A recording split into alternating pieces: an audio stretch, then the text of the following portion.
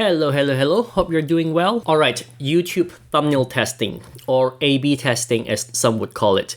It has been out now for a couple of months and I have had the chance to do some testing in 8 of my videos. And my honest opinion here is, it is good. At least initially, until I realized that it is horrible the way YouTube implemented this. Let me start by asking you a simple question. What exactly is thumbnail testing to you?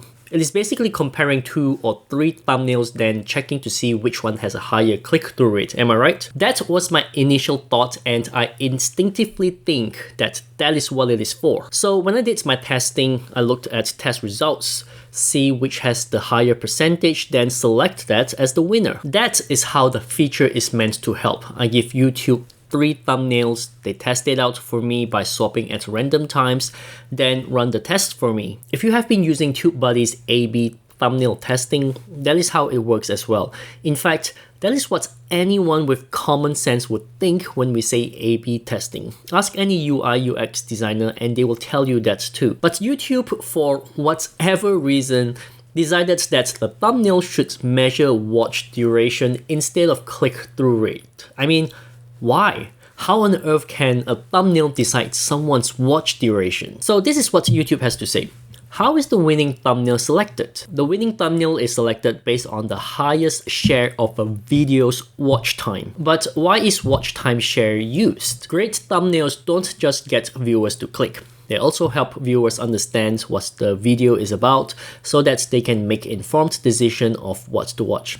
Alright, fair enough. By selecting based on watch time share, the winning thumbnail is the one that gets viewers to both click and stay to watch. Now, that doesn't make any sense at all. People click on a video because the thumbnail or the title made them curious. But what makes them stay to watch the video is about the presentation, the flow of the video, the storytelling, the engagement. So what I'm saying here is, even if there's a channel out there who is in the same niche as I am, who creates similar thumbnails as me, who has the same type of information in our videos, we may get the same click-through rate, but that does not mean we will get the same watch duration. I'll show you. Imagine if I'm sharing a tip to making more money on YouTube. So yeah guys, today I made $100 on YouTube, and what I did is to make sure I create my video, then I upload it, and then I share it on other social media platforms. And when my video gained traction in other social media platforms, they ended up clicking on my shared link and watching my video on YouTube, then getting me more views. So I made $100 like that. Extremely dull, not much hand gestures, no soul, no expression whatsoever. Now compare that to this. So today I made $100 on YouTube and I cannot believe what I did actually works. What I did is to make sure I create my video, then upload that video to YouTube, and then I share it to other social media platforms. These social media platforms will then get views on their own, attract new audiences for me, and get those who are interested to watch my YouTube video via the link I shared. And when my video gained traction in other social media platforms, they ended up clicking on my shared link and watching my video on YouTube, then getting me more views on YouTube and increasing my revenue for that video. It is as simple as that. I didn't believe that would work, and I hope you can try this out and see the traction as well. Same message, but the watch time varies depending on the delivery, right?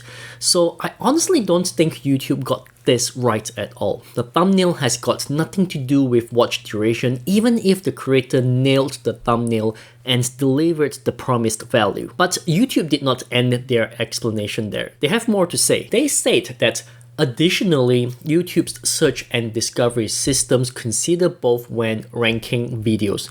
Choosing thumbnails based on watch time share will benefit both you and your viewers. The way I read that sentence, it is just covering up something they don't understand. I feel like the team who came up with this feature needs to be content creator themselves. Hence, I don't buy what they say. It isn't benefiting me nor my viewers because the metrics are unrelated. Having said that, I do find one very interesting fact about this, and that is how YouTube does rank our video.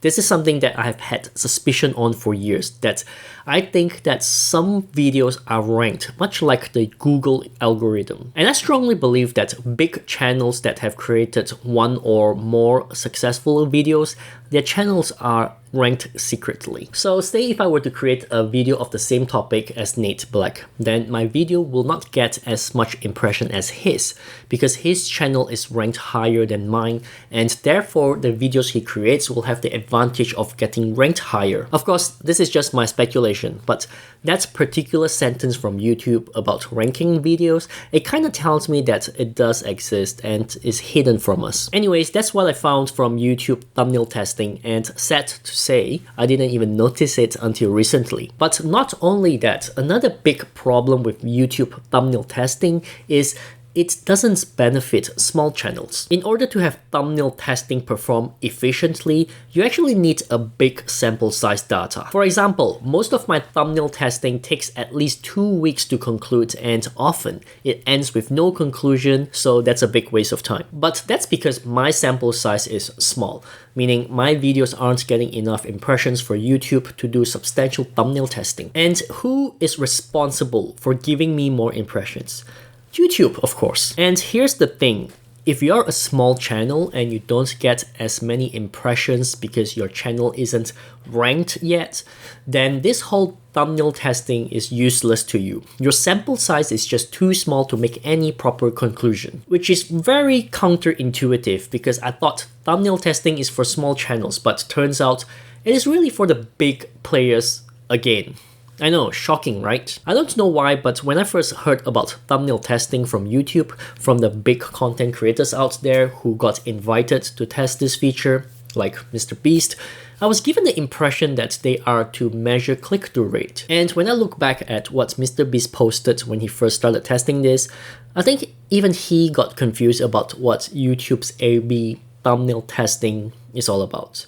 The post he made on Twitter or X or whatever, he is clearly talking about click-through rate and not watch share. Look, that being said, I do still use it. These days, for every video I launch, I create 3 thumbnail versions and I upload them for testing. These 3 thumbnails contain very subtle changes like font, color, or face expression, but that's about it. Then I will test it out, and 99% of the time I will get almost equal percentages, which means it doesn't matter which thumbnail I pick, they all give similar results. There is one time where YouTube gave me a winning thumbnail after testing just 1 day, but that happened only once, and I actually don't know why.